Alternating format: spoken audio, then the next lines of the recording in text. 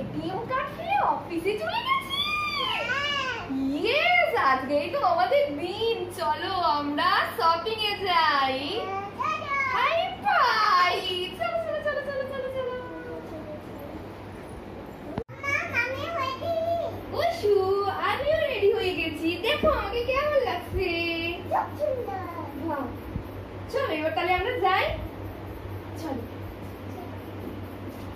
ভাই তবে ওশু, তোর পাপা তো এত বোকা লোক না, কার্ড ফেলে অফিসে চলে গেল।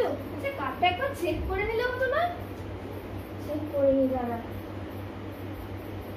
হাই ওশু, এই কার্ডটা তো অলরেডি ডেট এক্সপায়ার করে গেছে রে, ওই জন্য তোর পাপা ফেলে গেছে।